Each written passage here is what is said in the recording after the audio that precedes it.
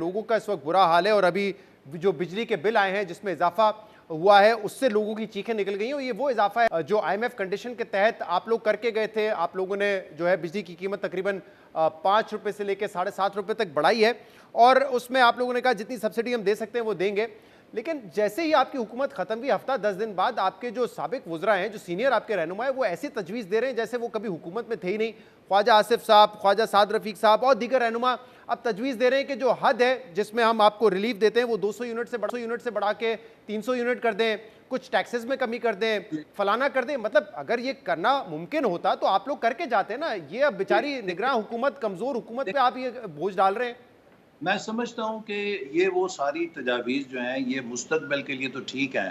फ़ौरी तौर पे आप एक क्लिफ़ के ऊपर हैं। जैसे निगरान वज़ीर आज़म ने भी कहा कि पाकिस्तान की ऑप्शंस इसलिए महदूद हैं कि जिस जगह क्लिफ़ के किनारे पे हमें पिछली हुकूमत छोड़कर गई थी इमरान खान साहब की, और जो मुआहदा आईएमएफ के साथ वो करके गई थी, हम उस मुआहदे से फ़िलहाल इन्हराफ नहीं कर सकते। और उसके अंदर ये लिखा हुआ है कि आप सब्सिडीज़ को विड्रॉ करेंगे और जो इंटरनेशनल प्राइसेस हैं वो आप पास ऑन करेंगे। अच्छा, अब हमारा जो सबसे बड़ा मसला है वो यही है कि जो ही आपका रुपया नीचे जाता है, और जैसे मैंने शुरू में कहा कि रुपया नीचे जाने की बड़ी वजह वो बेयकीनी है जो मुल्क के अंदर पैदा की जाती है, उससे रुपये पे प्रेशर आता है और वो फिर हमें तेल की कीमत में इजाफा करता है। तेल की कीमत इजाफा होती है तो बिजली की कीमत इजाफा होती है। फिर इसके साथ साथ मैं दो चीज़ें और उजागर करना चाहूँगा। देखिए, ये मसले भी किसी एक हुकूमत के लिए भी बड़े मुश्किल हैं, चाहे जाए कि एक कमज़ोर सी कोalition गवर्नमेंट हो।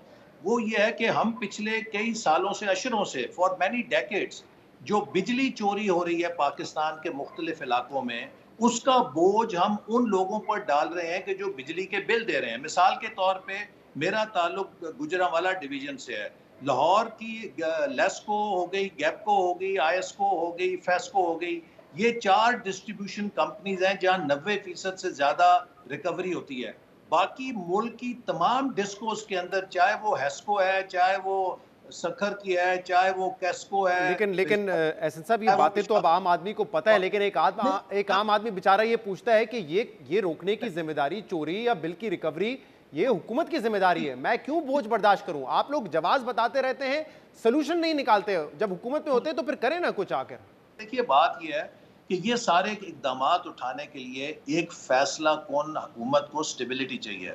कोई भी हुकूमत जो कमज़ोर मैंडेट के साथ होगी, जो 12-14 जमातों की कोलेशन होगी, वो इस किस्म के फैसले नहीं कर सकेगी। पाकिस्तान के लिए इंतहाई ज़रूरी है कि इन बुनियादी फैसलों को करने के लिए अगले इलेक्शन में एक स्ट्रॉन्ग मैंडेट दिया जाए 5 सालों के लिए। इसी तरह दूसरा जो एक बड़ा मसला है जिसको कौम को एजुकेट करना ज़रूरी है। देखिए, हम चूंकि सारे टैक्स नहीं देते हैं कौम, बैसियत कौम, इस वक्त हुकूमत जो है, जो भी हुकूमत हो, उसके पास दो जराए हैं जिनसे वो टैक्स इकट्ठा करने के लिए महफूज जरिया समझती है। एक पेट्रोल की कीमत पर टैक्स डाल के, और दूसरा बिजली के बिल के साथ टैक्स जी। डालकर वो अपने रेवेन्यूज बढ़ाते हैं। अब ये जो चीजें हैं ये एक रेड लाइन क्रॉस कर गई हैं कि लोगों की बर्दाश्त से बाहर हो गई हैं। सही। तो अगर इसको हटाते हैं बिजली के बिलों से, इन टैक्सेस को, तो लोगों के लिए अच्छा अफोर्डेबल होगी अच्छा बिजली। एहसन साहब, क्योंकि क्योंकि आप बार बार जिम्मेदारी डाल रहे हैं कि मखलूत हुकूमत थी, तो मैं आपको बता दूं पिछले हफ्ते हमारे शो पे फैसल करीम कुंडी साहब जो कि सेक्रेटरी इन्फॉर्मेशन है पीपल्स पार्टी के, वो ये कह चुके हैं कि जो माशी फैसले थे उनकी जिम्मेदारी मुकम्मल तौर पर नून लीग के पास थी। एमक्यूएम के रहनुमा भी हमारे प्रोग्राम में ये कह चुके हैं कि हमारी जिम्मेदारी नहीं है जो माशी फैसले किए गए हैं। और वो ये भी कह रहे थे फैसल करीम कुंडी साहब कि अगर शहबाज शरीफ साहब की जगह बिलावल भुट्टो जरदारी साहब वजीर आजम होते तो वो अपने ऊपर परेशानी लेके, अपने ऊपर बोझ डाल के अवाम को रिलीफ देते। यानी कि इख्तलाफ कर रहे थे वो के फैसले जो शहबाज शरीफ साहब ने किए। काश के वो ये कह सकते कि कैबिनेट जो है वो एक कलेक्टिव रिस्पॉन्सिबिलिटी का नाम है, और वजीर आजम शहबाज शरीफ ने कोई कदम नहीं उठाया जिसमें कि उन्होंने तमाम कोलेशन पार्टनर्स को एतमाद में नहीं लिया और जिन कदम की मंजूरी नहीं ली।